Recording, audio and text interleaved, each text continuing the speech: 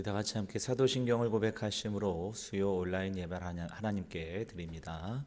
전능하사 천지를 만드신 하나님 아버지를 내가 믿사오며 그 외아들 우리 주 예수 그리스도를 믿사오니 이는 성령으로 잉태하사 동정녀 마리아에게 나시고 본디오 빌라도에게 고난을 받으사 십자가에 못 박혀 죽으시고 장사한 지 사흘 만에 죽은 자 가운데서 다시 살아나시며 하늘에 오르사 전능하신 하나님 우편에 앉아 계시다가 저리로서 산 자와 죽은 자를 심판하러 오시리라.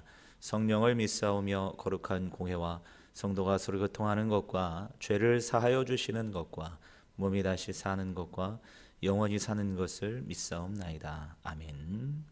우리 다 같이 함께 다시 한번 찬양 부르시면서 하나님께 예배드립니다. 주 예수의 얼굴을 구하며 예배하는 세대 일어나 주 위에 살며 주 위에 죽으니 이것이 우리의 부르심. 살기 위해 주 따르지 않고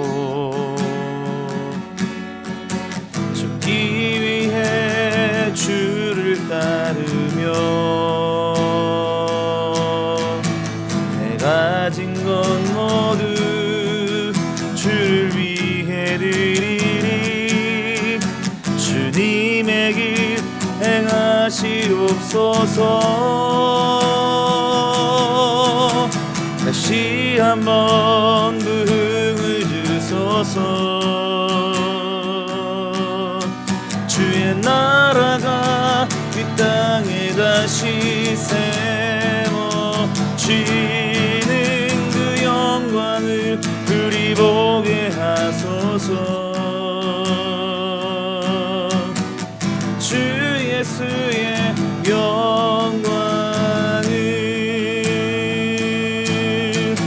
다시 한번 부흥을 주소서. 주의 나라가 이 땅에 다시 세워지는 그 영광을 우리 보게 하소서. 주 예수의 영광을.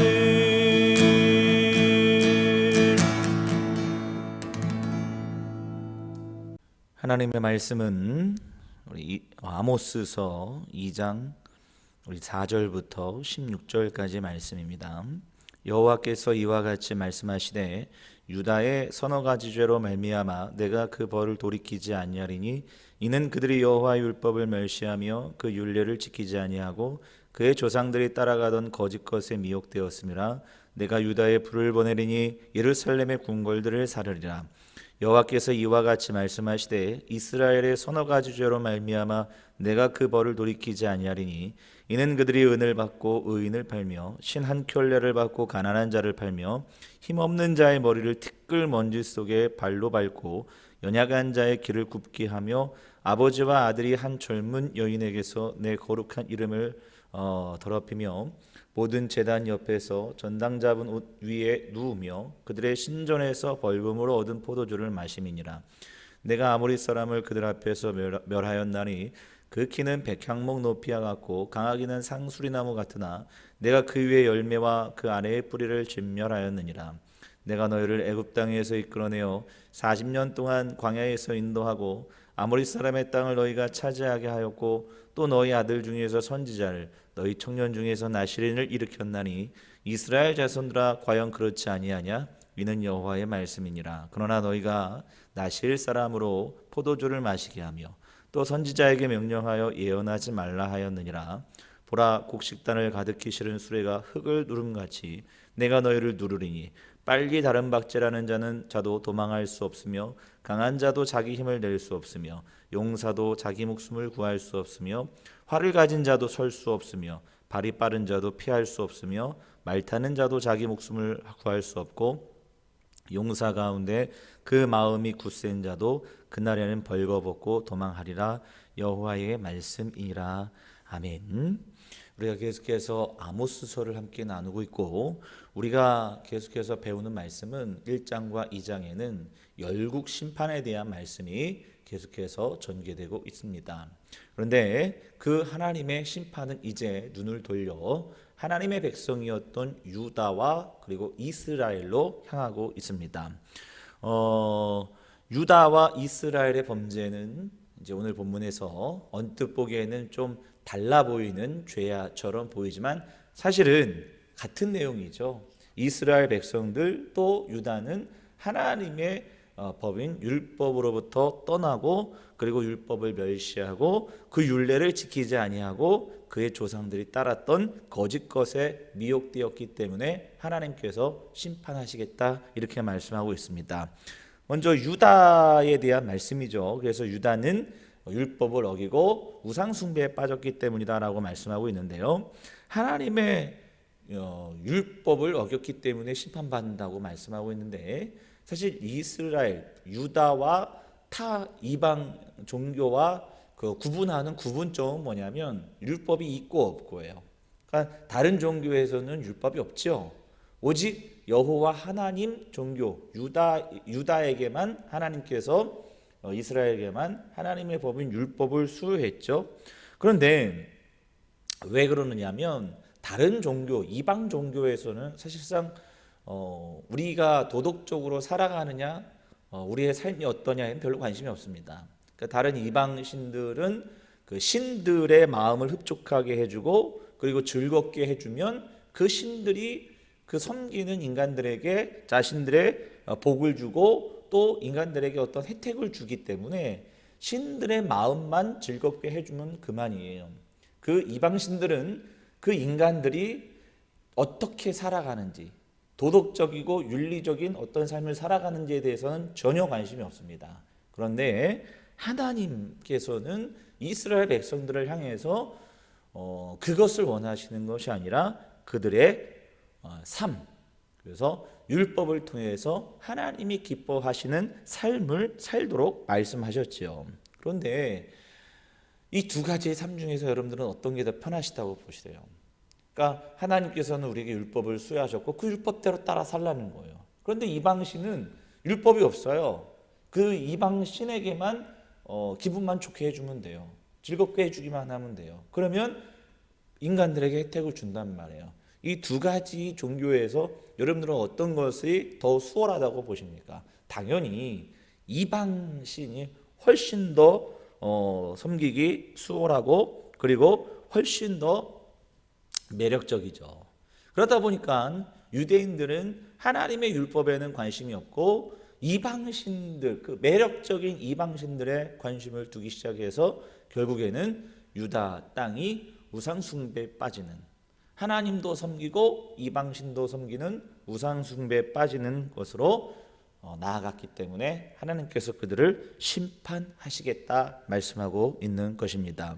자, 그런데 그 율법을 싫어하고 그 다음에 이방신을 따랐던 우상숭배에 빠졌던 그 유다의 죄가 북이스라엘에 가서는 어떻게 나타나느냐? 사회적인 문제로 그것이 동일하게 나타나더라는 거예요. 그래서 우리 6절부터 9절, 8절까지는 그 이방신을 따랐던 우상숭배에 빠졌던 율법을 버리고 하나님을 버리고 이방신에게 우상숭배에 빠졌던 북이스라엘이 사회에서 어떤 것으로 나타나느냐, 어떤 문제로 나타나느냐가 아주 구체적으로 기록되고 있는 것을 볼 수가 있습니다. 그래서 유다나 이스라엘이나 동일하게 겉으로 표면적으로 보기에는 좀 달라 보이는 죄라 할지라도 결국에는 하나님의 율법을 싫어했기 때문에, 그걸 하나님의 말씀을 미워했기 때문에 결국엔 그에 대한 결과로서 그들의 사회에서, 그들의 삶에서 나타나는 부작용들에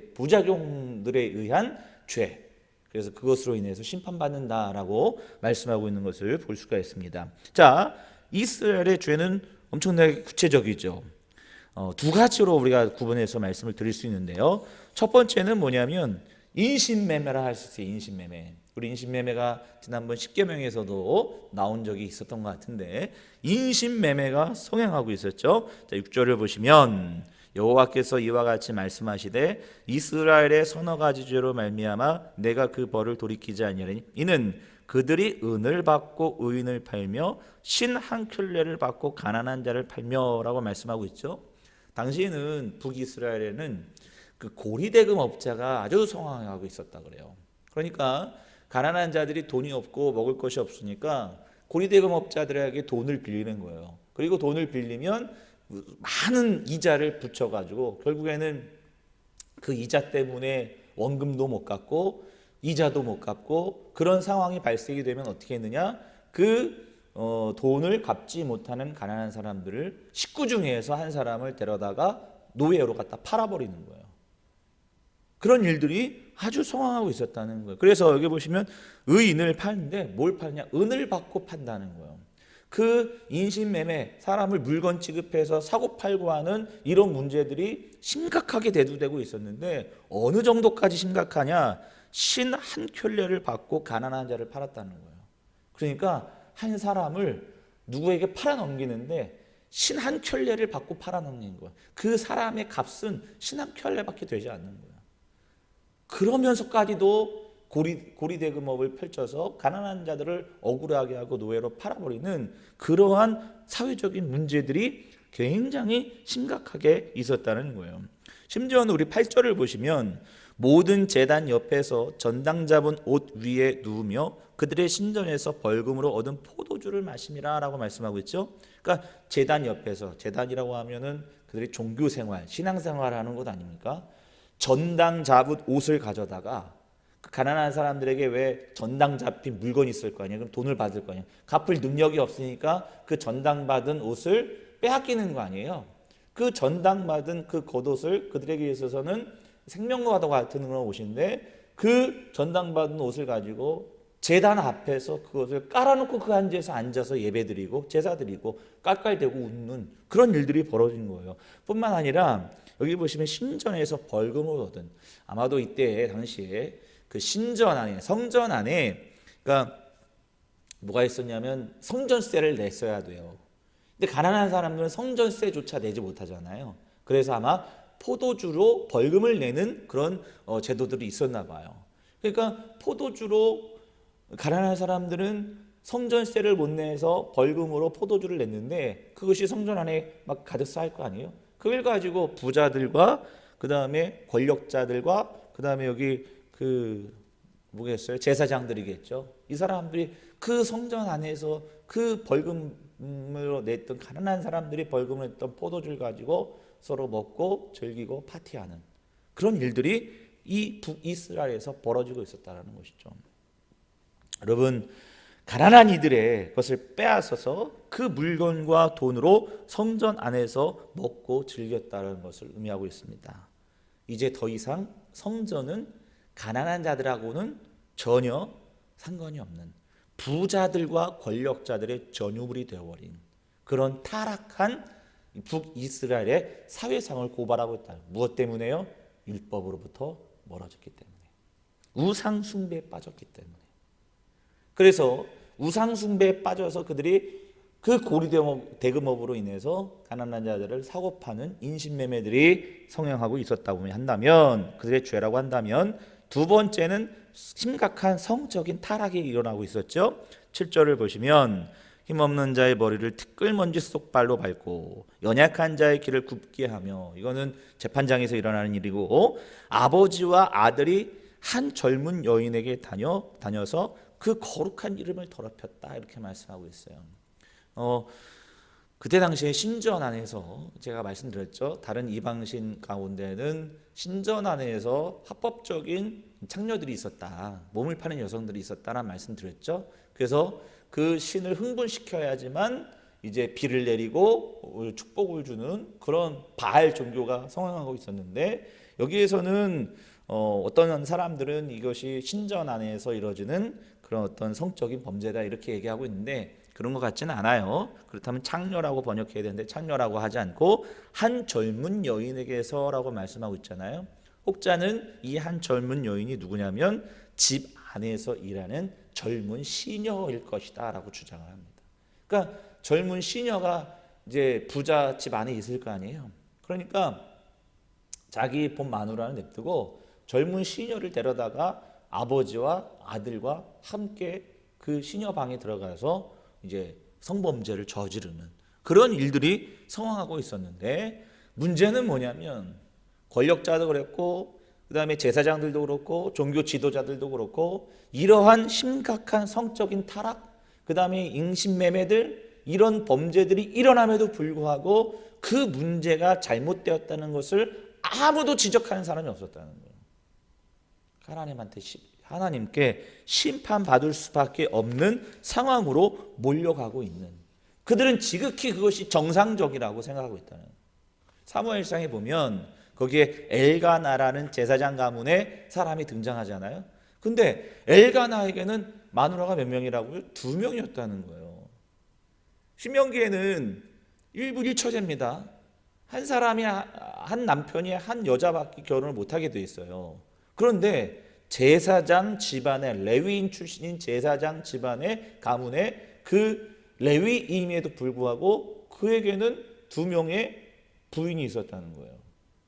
그런데 2명의 부인이 있어도 아무도 그걸 문제 삼지 않아요. 그만큼 사무엘 시대에 얼마나 많은 타락이 그 사회에서 있었는가, 그걸 보여주고 있는 거거든요. 마찬가지죠.